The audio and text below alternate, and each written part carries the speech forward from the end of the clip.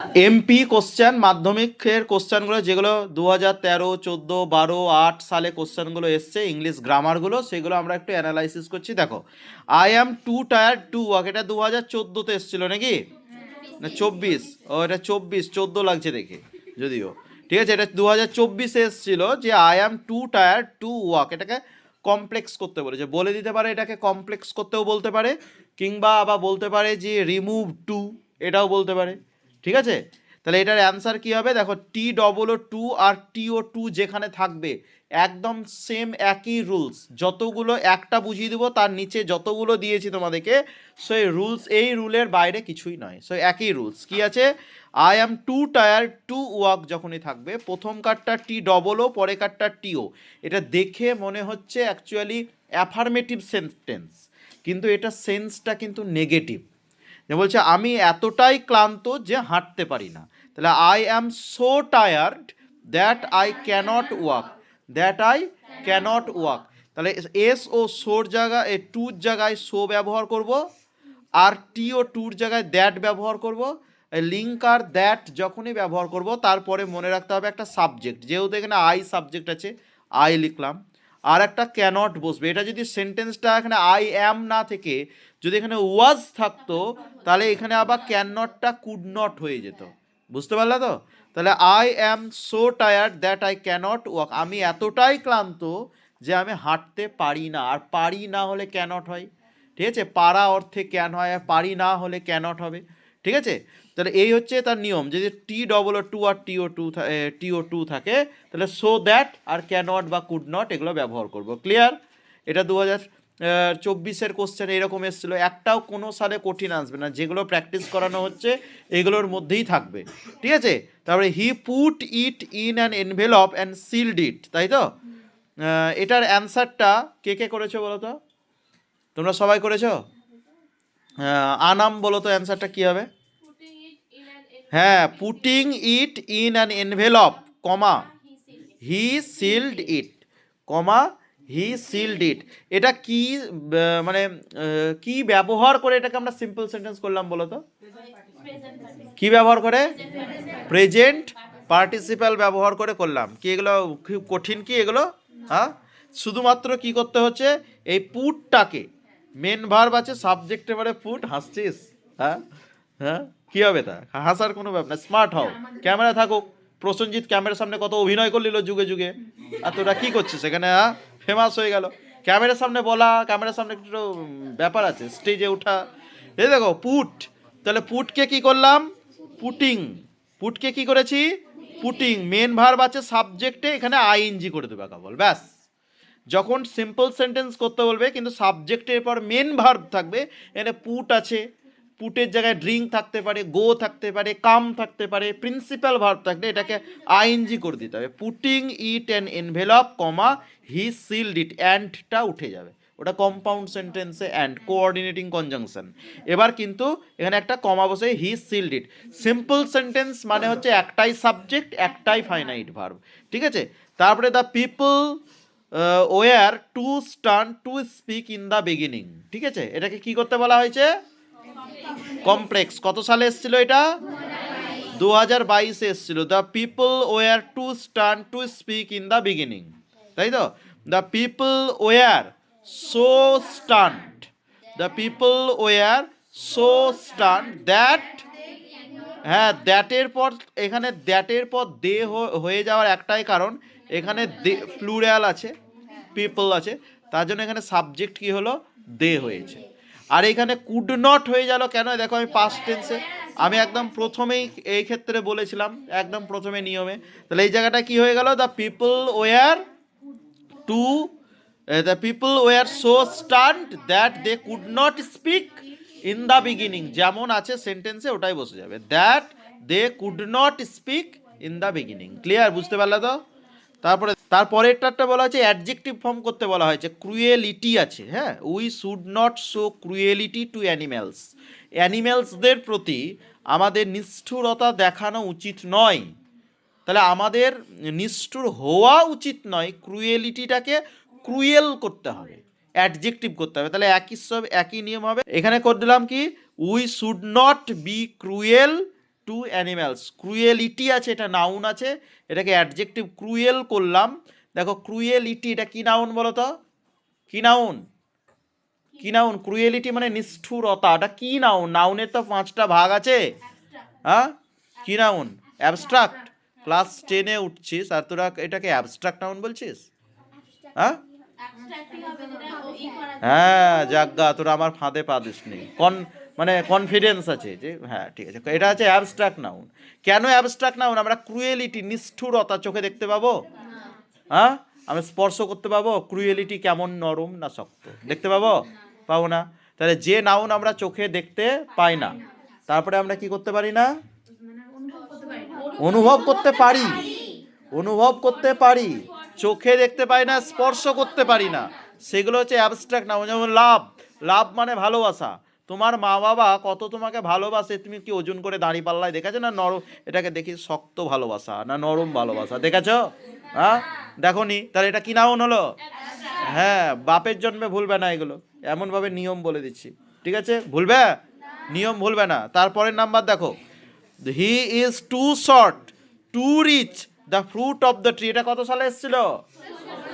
হ্যাঁ 2016-তে। দেখো এরকম টাইপের কোশ্চেন বেশি দিচ্ছে, তার জন্য এইগুলোকে বেশি প্র্যাকটিস করে রাখবো। তাহলে হি ইজ টুর জায়গায় ভেরি, এই এটা কে লিখেছিস টু নাকি? এই জায়গাটা হবে he is so short, so short হবে, ঠিক আছে? টুর জায়গায় সো হবে, he is so short that he can't reach the fruit of the tree, ঠিক আছে? সেই দ্যাট হি ক্যানটই বসে গেল, এই একদম প্রথমকার নিয়মের মতন।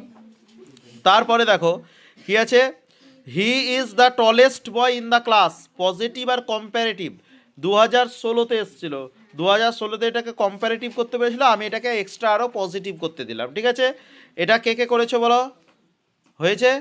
এটা ক্লাস 9-এ তোমাদেরকে ডিগ্রি চেঞ্জটা বলে দিয়েছিলাম। দেখো আমি আর একবার বলে দিচ্ছি, সুপারলেটিভ ডিগ্রি যখন থাকবে, টলেস্ট বয় আছে দেখতে পেয়েছো, সুপারলেটিভ ডিগ্রি থেকে যখন আমরা পজিটিভ ডিগ্রি করব, তখন বেশি কিছু নিয়ম জানার দরকার নাই, শুধু সেখানে নো আদার বসিয়ে দেবা, বসালা, নো আদার বসিয়েছো, এবার নো আদারটা বসে আর একটা ভেরি ফিউ বসে। এখানে যেহেতু ওয়ান অফ দ্য নাই সুপারলেটিভে, প্রত্যেকটা কথা বুঝতে হবে, শুনতে হবে, অবজার্ভ করতে হবে, তবে তুমি পারবে। এখানে ওয়ান অফ দ্য থাকলে ভেরি ফিউ হতো, ওয়ান অফ দ্য নাই নো আদার, এইটুকুন মনে রাখলেই ব্যাস, আর কিছু জানার দরকার নেই, ঠিক আছে? শর্টকাট নিয়ম বোঝো, হি ইজ দ্য টলেস্ট বয় আছে, তাহলে no other boy in the class, তাহলে বয় ইন দ্য ক্লাসটা কোথা থেকে পেলাম? দেখো সুপারলেটিভের পরে বয় ইন দ্য ক্লাস আছে, সুপারলেটিভের পরে বয় ইন দ্য ক্লাস যেটা আছে, সুপারলেটিভের পরে যেটা আছে সেটা বসিয়ে দিতে হবে, ঠিক আছে? তাহলে no other boy in the class is as tall as he, প্রথমে সাবজেক্ট হি আছে, সেটা শেষে খাবো, হিম হবে না, অনেকে আবার হিম করে দেয়, হিম হবে না, চেঞ্জ হবে না এটা, ঠিক আছে? খুব বেশি হলে পাশে এই যে হি লিখেছো পাশে ইজটাকে ব্যাকেটে রাখতে পারো, খুব বেশি হলে, ঠিক আছে? আর কিছু নয় কিন্তু। তাহলে no other boy in the class is as tall as he, এখানে আবার যদি he is one of the tallest থাকতো, তাহলে নো আদারের জায়গায় কি হতো?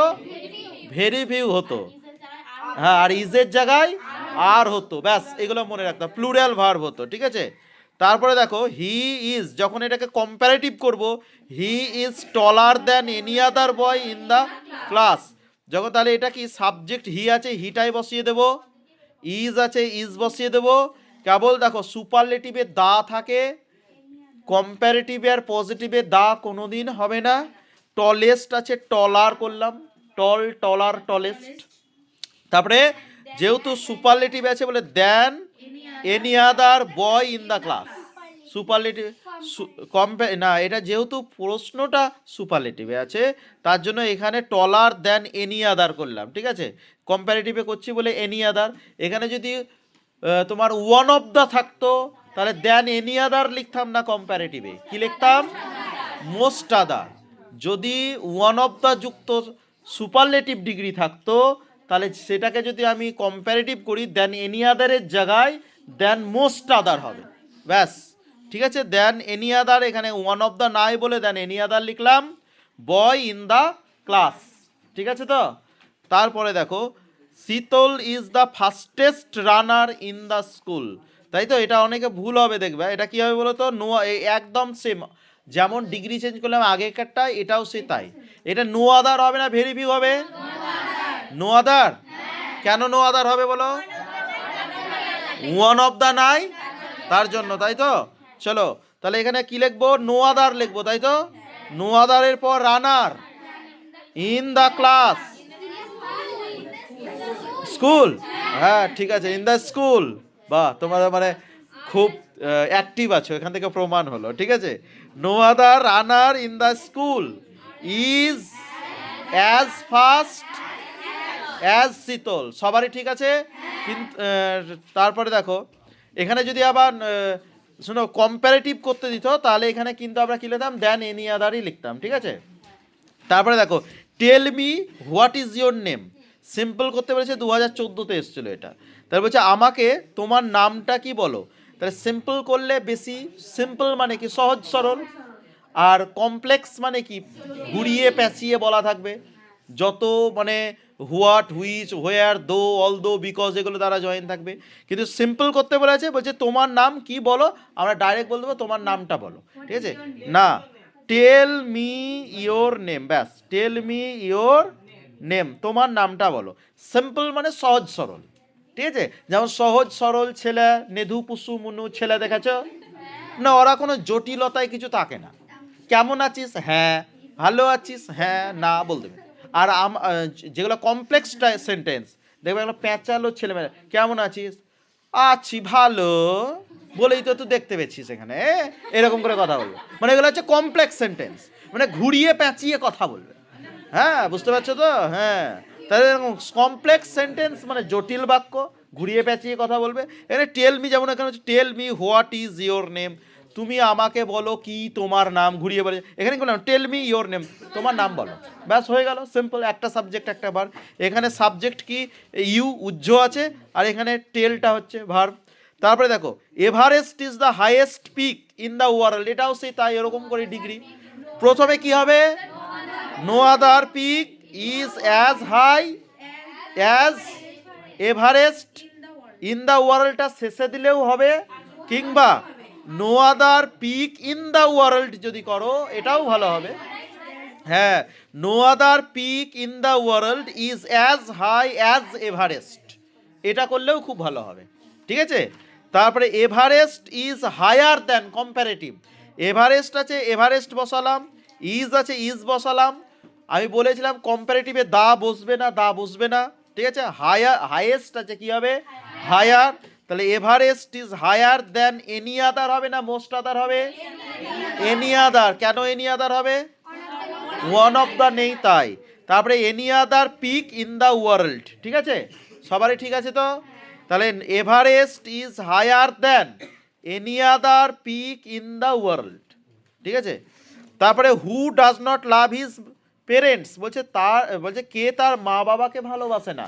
এটাকে প্রশ্ন আছে, প্রশ্ন করছে কে তার মা বাবাকে ভালোবাসে না, প্রশ্ন আছে। এটাকে অ্যাসার্টিভ করতে হবে, বিবৃতিমূলক বাক্য। ঠিক আছে, এটা 2011-তে এসেছিল। তাহলে এটা হবে everyone, everyone loves his parents. Everyone একসঙ্গে হবে, লাভস হিজ পেরেন্টস, এটাই সবচাইতে বেস্ট হবে। ঠিক আছে, no one hates their parents, এই সেন্টেন্সটা গ্রামাটিক্যালি ভুল, এখানে কিন্তু দেয়ার করা যাবে না। হ্যাঁ বুঝতে পারছো তো? তাহলে এখানে এভরিওয়ান লাভস হিজ পেরেন্টস। তাহলে she offered me tea but I asked for a glass of water, তাই she offered me tea but I asked for a glass of water, তাই তো। এটা ওয়াটার, ওয়েদার নয়। হ্যাঁ, এটা 2009-এ এসেছিলো। আমি বলেছিলাম দেখো, যদি দুটো সেন্টেন্স, সি অফার্ড মি টি, তাই তো, সি অফার্ড মি টি আছে, এখানে দেখো অপোজিট সেন্টেন্স আছে, দেখেছো? আর আমি বলেছিলাম কম্পাউন্ডে যদি বাট থাকে কিছু দেখার দরকার নাই, কম্পাউন্ডে বাট আছে, কমপ্লেক্স করতে দিয়েছে, প্রথমে দো বা অলদো। ঠিক আছে, অলদো বা দো যে কোনো একটা, she offered me tea, comma দিয়ে, বাট আর হবে না, বাটের জায়গায় comma, I asked for a glass of water, যা আছে দেখে দেখে লিখে দাও। শুধু সেন্টেন্সের প্রথমে দা বসিয়ে দেবা বাট থাকলে, আর দো অলদো, তোরা বুঝে নিয়েছিস লাইবল। আমি ইচ্ছা করে বলার একটাই কারণ যে কনসেন্ট্রেশন আছে কিনা দেখছি, তোরা ওই ব্যাপারটা বুঝে গেছিস বলে এখন ইয়ে হয়েছে। দেখো তাহলে এখানে আমাদেরকে দো লাগাতে হবে, তাই তো? দো বা অলদো, কেন? কি থাকলে? বাট থাকলে, ঠিক আছে? তাহলে এখানে although she offered me tea, comma দিয়ে I asked for a glass of water, ঠিক আছে?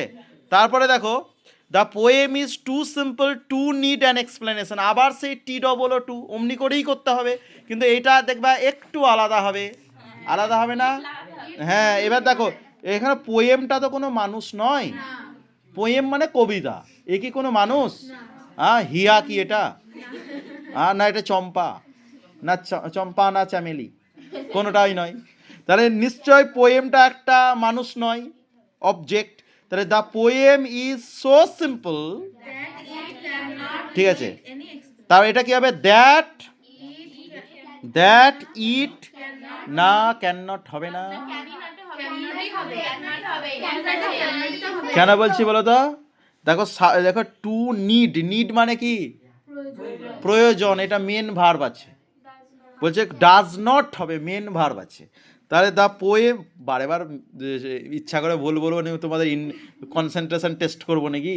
এবার সত্যিও তো হতে পারে, ঠিক আছে? তাহলে এটা কি হবে? The poem is so simple that it does not need an explanation, that it does not need an explanation, main verb আছে তার জন্য, ঠিক আছে? তারপরে he was sorry that he was late, সে দুঃখিত ছিল যে সে দেরি করেছিল বলে, এটা সিম্পল করতে বলেছে, 2010-এ এসছে। তাহলে being sorry he was late এটা করা যাবে, কিংবা he was sorry for being late এটাও করা যেতে পারে, he was sorry for being late এটাও করা যেতে পারে, ঠিক আছে? বা to be late, he was sorry to be late এটাও করা যেতে পারে। তাহলে being sorry he was late এটাও করা যেতে পারে, বিভিন্ন রকমভাবে করা যেতে পারে, ঠিক আছে? এগুলো প্রেজেন্ট পার্টিসিপাল ব্যবহার করে স্টেপ 1, 2 শিখিয়েছিলাম, যদি তোমাদের মনে আছে খুবই ভালো কথা, না তো খাতায় থাকবে, ঠিক আছে? As soon as he reached এটা আরও সহজ, as soon as he reached যখন থাকবে, আর এটাকে কি করতে হবে? নো সুনার হ্যাড, তাহলে অ্যাজ সুন অ্যাজের জায়গায় নো সুনার হ্যাড বসিয়ে দাও, শুধু অ্যাজ সুন অ্যাজের জায়গায় নো সুনার হ্যাড বসিয়ে দাও, ঠিক আছে? হি রিচড, এই রিচের V3 হবে এবার, ঠিক আছে? V3 হয়ে গেল ভার্বের পাস্ট পার্টিসিপাল ফর্ম। তাহলে নো আদার, এই sorry no sooner had he reached the station, then হবে THAN, এটা দেন হবে কিন্তু THAN, then the train left, প্রশ্নতে দ্য ট্রেন লেফট যা আছে তাই, শুধু অ্যাজ সুন অ্যাজের জায়গায় নো সুনার হ্যাড আর কমার জায়গায় দেন, ব্যাস অ্যান্সার হয়ে গেল, ঠিক আছে? এগুলো 2000 মানে সালের কোশ্চেন আর কি, মাধ্যমিকের যেগুলো এসেছে সেগুলো সলভ আমাদের হয়ে গেল।